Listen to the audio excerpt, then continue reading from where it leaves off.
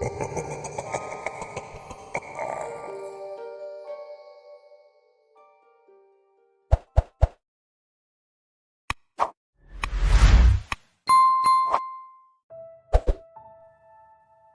my name is Marshall, and I was an investigator for the Coast Guard for over 30 years. Before I begin, I'm not going to give any last names or overly personal information for the protection of myself and those involved. As I write this, using the first names of my superior still feels like sacrilege. However, following the events of this story, I had signed an NDA pertaining to what was uncovered during the investigation. Given that I'm now staring down the barrel of a nasty cancer diagnosis, I no longer care for my career or my life, but I don't want to hurt anyone else in the process. Despite the danger of disobeying a federal NDA, I feel that people deserve to know the truth of what lurks in their coastal waters.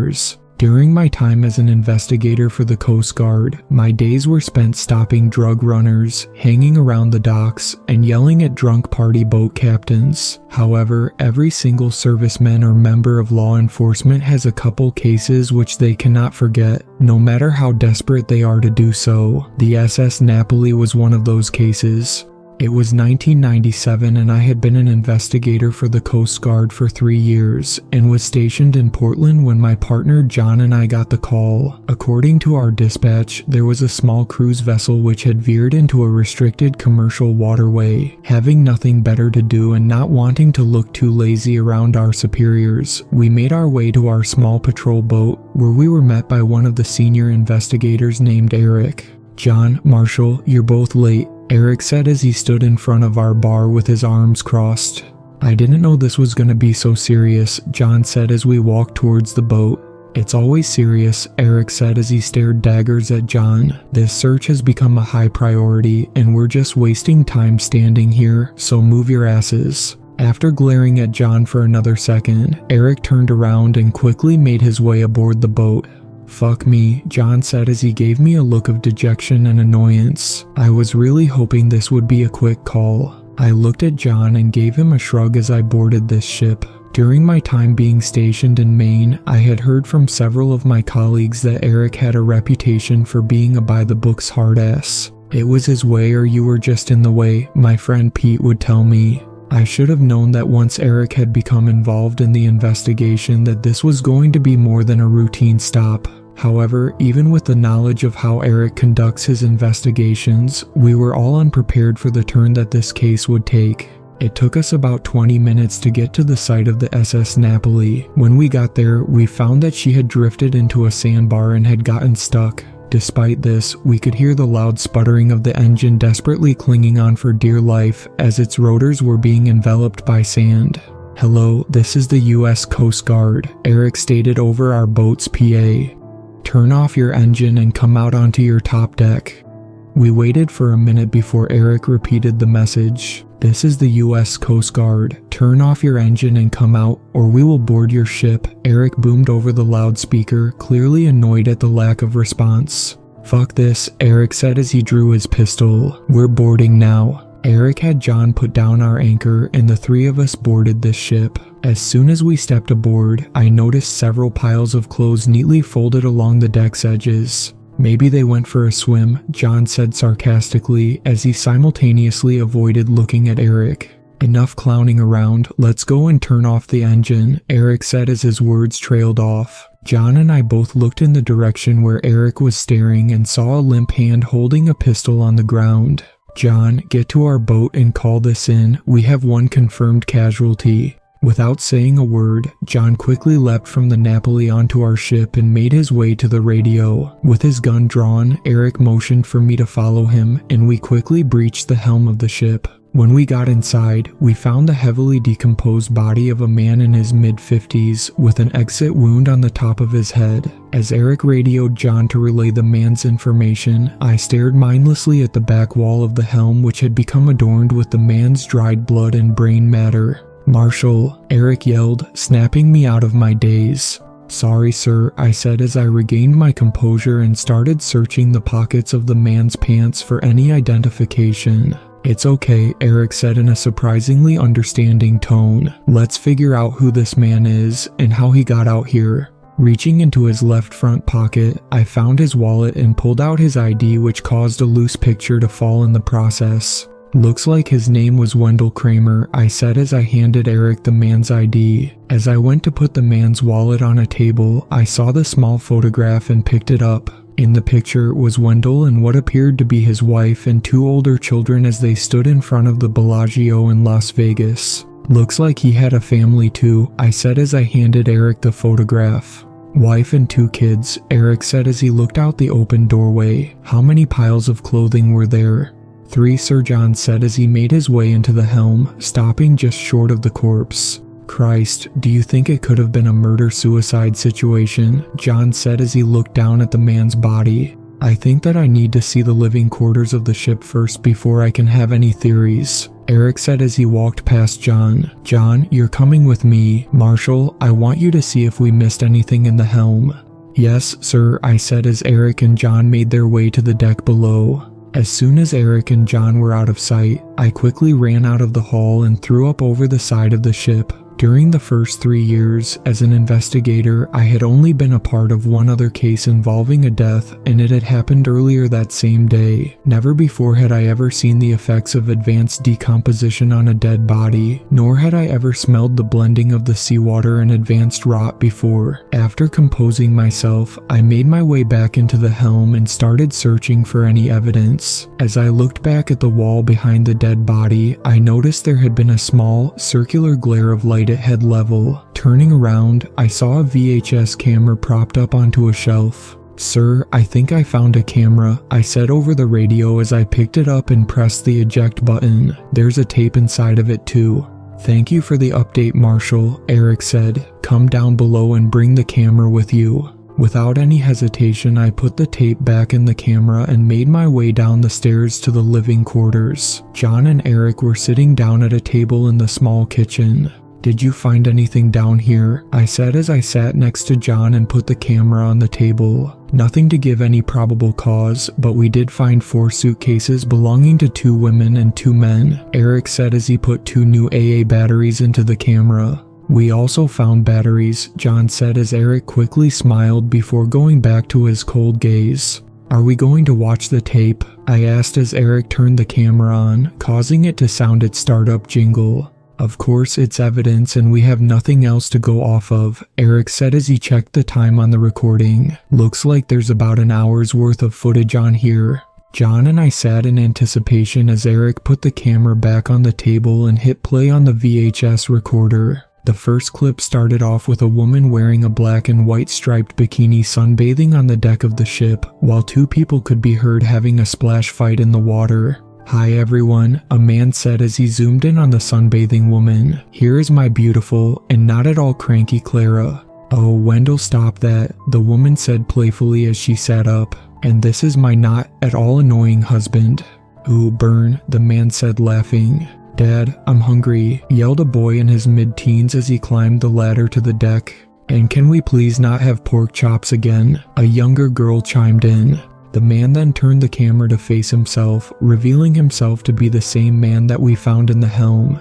Being a parent is such a rewarding experience, Wendell said sarcastically as he was sprayed with water. Hey, cut that out. The video then cut to black before starting clip 2. Hey fuckers, the boy from before said as soon as the second clip began. Today I'm going to be pranking my dad by pushing him overboard. Like hell you are, Connor, Wendell said as he grabbed the camera. You couldn't trick me if you tried. Yeah, Connor, you'd have to be smart to do that, the young girl said as she walked by the camera to sit at the kitchen table. Fuck off, Sam, Connor said in an annoyed tone. Hey, be nice to your sister, Wendell said sternly. Fine, Connor said as he sat down. Dinner's ready, Clara, Wendell called out before giving an annoyed look to the camera. The camera then went black again. As I watched these clips, I couldn't help but think about the man whose lifeless body is lying directly over our head. It doesn't get any easier, Eric said. What? I said as I snapped back to reality. This isn't the first time I've had to go through footage like this, Eric said as he gave me a sad look. Seeing someone's ghost, their memories, the life they left behind. Just try to not get too caught up in it. Remember, we need to be here for them so they can rest knowing someone was able to tell their story.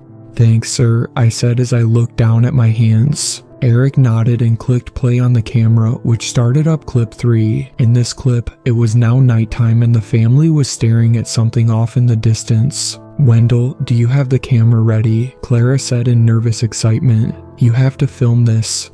I just turned it on. I'm right behind you, Wendell said as he approached his wife and kids. As he got behind them, the camera showed 4 blue orbs of light hovering over the ocean. What are those things, Dad? Connor asked as he turned to face the camera. I don't have any idea, buddy, Wendell said as he zoomed in on one of the orbs. When he did, you could see that the orb was pulsating as if to mimic the water below. Wendell, I don't like this, Clara said nervously. Yeah, let's all go downstairs and play some board games, Wendell said with clearly fake enthusiasm. As Wendell started to put his camera down, he quickly froze. Suddenly, a faint sound could be heard off in the distance. Is that singing? John said as he leaned towards the camera's speaker. Come on, kids, let's get downstairs, Wendell said in a more concerned tone than before. The camera once again cut to black, leaving us sitting in pure disbelief. You all heard that right, John said as quickly looked at Eric, then me. Yeah, I think I heard something, I said before being cut off by Eric. I didn't hear anything, Eric said as he pressed play on the camera. Let's just keep watching. Dad, get the camera quick, you need to see this, Sam yelled from the top deck. Wendell then ran up the stairs to see that the bright lights were much closer now. What the fuck, Wendell muttered under his breath. As he stared at the pulsating orbs, the singing from the third clip had become much more audible. John then paused the recording and turned to face Eric. See, don't you hear the singing? John exclaimed. The orbs are harmonizing. Eric said nothing and pressed play on the camera. The clip continued with Wendell filming the orbs. Suddenly, the song that was being sung began to shift. Wendell, Clara, Connor, Sam, the orbs sang. As they sang, it sounded as if they were producing multiple octaves of sound at once, producing a rolling sound of harmonies at a perfect pitch. As we listened to the track through the VHS, I felt the hairs on my arm begin to stand up. Sam, honey, let's go to bed. It's late, Wendell said as he started to walk towards his daughter. Sam, having either not heard her father or did not care to listen to him, stayed perfectly still as she continued to stare into the orbs floating 10 feet above her head. Sam, Wendell yelled, snapping Sam out of her daze. Dad, Sam muttered groggily. It's okay, baby, Wendell said, clearly shaken by what had just transpired. Let's get back to bed, you were sleepwalking again. The clip went to black and John pressed the play button with no hesitation. Eric and I looked at each other as the clip began. Clara, Connor, Sam, Wendell called out as he left his bed and entered the living quarters. All around him, the sound from earlier had gotten loud to the point of causing the VHS's microphone to start clipping. The blue light given off by the orbs had surrounded the boat, causing rays of light blue to cast throughout the cabin. As Wendell panned the camera around the room, he heard the faint sounds of talking above deck. Hold on, I'm coming, Wendell yelled as he ran up the stairs. As soon as he reached the top deck and turned to face the bow of the ship, he instantly froze. Clara, Connor, and Sam were standing completely naked and facing the ocean. What the fuck is going on? Wendell yelled.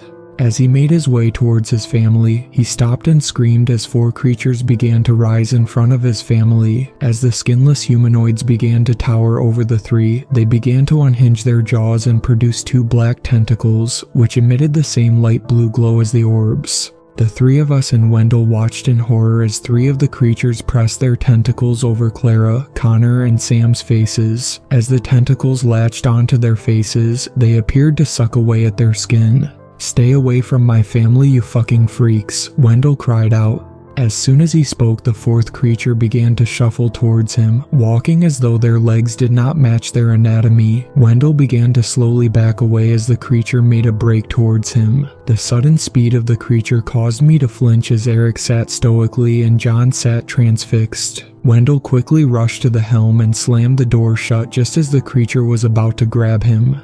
Fuck, what are those things? Wendell muttered as he tried to catch his breath while he locked the door. After a minute of composing himself, Wendell pointed the camera towards the window and walked off to the left side of the screen. From the hatch, we watched as the formerly skinless creatures started to take on facial features from the family members, becoming bastardized versions of the loving family we had seen on TV. The placement of hair on the creatures' heads were matted and off-center. Their mouths, which were still unhinged, looked crooked and broken, and the creatures bulged from the skin they adorned like a tight-fitting suit. As soon as Wendell came back on screen and looked out the window, he vomited at the abomination before recoiling due to a loud banging sound from the other side of the door. Wendell looked up in horror as the face of the skinless creatures suddenly appeared from the other side of the hatch window. It smiled at Wendell as it began to bang its head furiously against the door. "Take this, you ugly fuck," Wendell screamed as he drew a pistol and fired 3 shots through the door.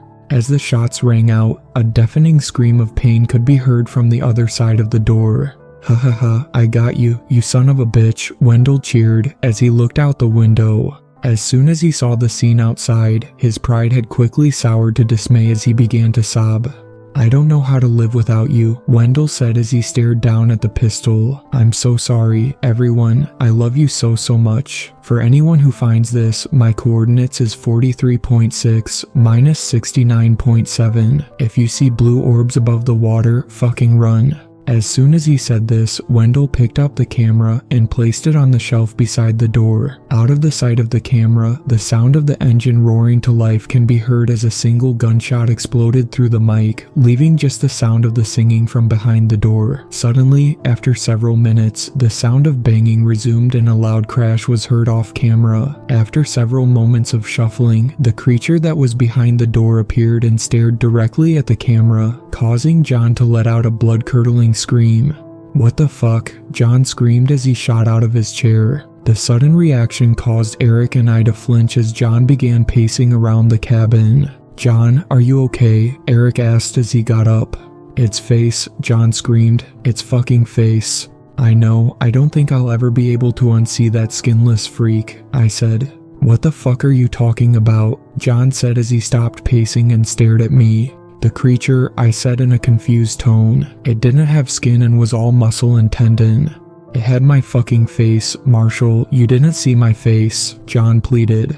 "It fucking smiled at me with my own face." Eric shot a glance at John before giving me a worried look. "Grab the camera. We need to leave now," Eric said. "But it had my face, sir," John muttered in between fits of crying.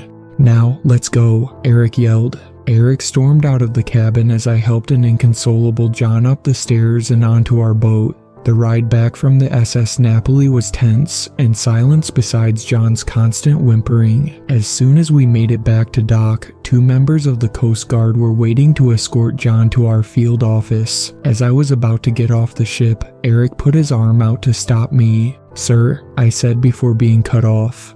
"What I am about to tell you is extremely important, so I need you to listen," Eric said as he looked around to make sure no one else was in earshot.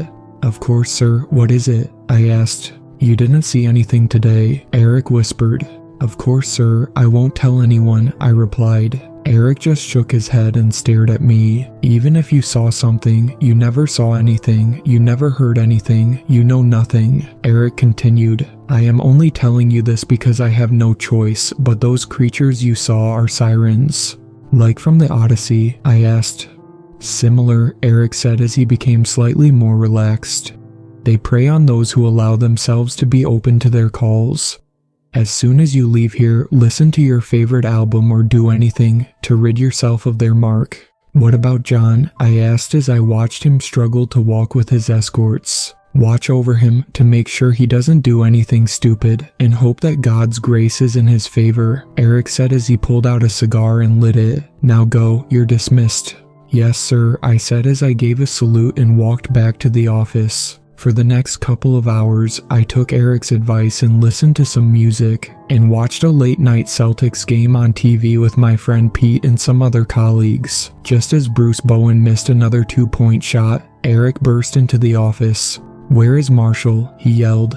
"I'm right here, sir," I said wearily as the guys who were watching the game with me tried to distance themselves. "Follow me now," he yelled as he slammed the door. I stood in the room confused for a second before grabbing my coat and rushing for the door. "Poor bastard," Pete said as I rushed out of the room.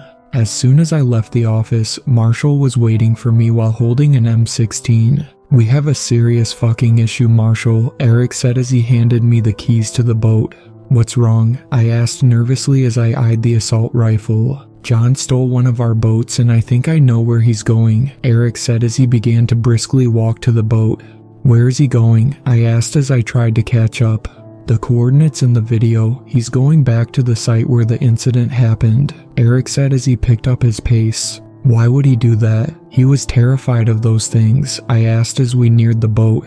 Just as we were about to board the boat, Eric turned to look at me. "Because he never fucking listens, Marshall. He embraced the song and now they have a hold on him."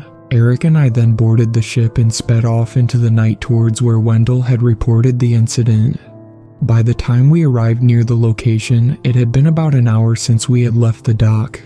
Ahead of us we saw the floodlights of a ship in the distance, and to my horror, a bright blue orb hovering in the sky. "Fuck, it might already be too late," Eric said as he turned the safety off on the M16. "What's the plan, sir?" I asked as the floodlights became closer. "We save John if we can and I shoot anything that's not human," Eric said as he pulled earplugs from his pocket and handed them to me. As we approached the side of the boat, I saw John standing on the bow naked and staring at the sky while the orb above him was singing just as it had in the video. "John, John, John, John, what in the fuck are you doing?" Eric yelled. John didn't not respond. "John, if you don't answer me, I am going to board this boat and haul you off myself," Eric yelled as he prepared to disembark. Just as Eric was about to board John's boat, a creature started to crawl from the water onto his boat. Standing before John was one of the 8 feet tall, skinless sirens. "Oh fuck," Eric said as he raised his rifle. Before he could shoot the creature, John turned around and fired 2 shots from his revolver at Eric, hitting him in the shoulder. As Eric laid bleeding on the floor of our boat, John turned back towards the creature as its tentacles exploded from its face and latched onto John's skin. As the creature began to harvest John's skin, John started to moan with delight. Not wanting to see John being consumed, I grabbed a medical kit from the helm of our boat and rushed over to Eric to stabilize his wounds. "Don't worry about me, son," Eric said between gritted teeth. "You need to take that fucker out." I nodded and carefully grabbed the M16 from beside Eric. Once I had it in my hands, I quickly spun around and fired several shots at the creature. The creature turned around to look at me, and I saw that half of its face now resembled my partner John, while the other half still was primarily muscle. It snarled at me, showing off its various rows of different sized teeth. When I was able to see this creature up close, I realized that it looked like it was made of human beings stacked upon each other. Its legs had several joints and knees that did not function. Its hands had tens of fingers that didn't move. Its face had several jaws and mouths of various sizes moving in unison. It was as if it was a Russian nesting doll of flesh and bone. After a moment of staring me down, the creature lunged for me. I quickly sprayed the rest of the clip into the creature. As I did, thousands of teeth and bone exploded from its face and torso and the creature fell forward into the sea. Staring back at John, I saw him gasping on the floor of his boat drenched in blood and missing several layers of muscle and flesh from his face. As he turned to look at me, he smiled before the creature which I thought I had killed grabbed him by the legs and dragged him below the surface of the water. Having no bullets left, I watched in horror as the man I had worked with for the last 3 years was dragged down to a watery hell. After a moment of standing defeated and utterly dumbfounded, I made my way over to Eric and handed him the rifle. "You did good, son," he said as he lit another cigar. "But John's dead," I replied, barely able to hold back tears. "You did what you could," Eric said between puffs. "Now let's get the fuck out of here." I wish I could say that I became Rambo and hunted down the creature that killed my friend, but I didn't. I knew that John was a dead man as soon as he set sail for those damned creatures, but every day I think about all the ways I could have stopped him. Eric and I would go on to work together on many unexplainable cases after this one, but those are all stories for another day. For now, as a former Coast Guard investigator, if you see blue orbs in the sky on the open ocean, run like hell and don't ever listen to their song.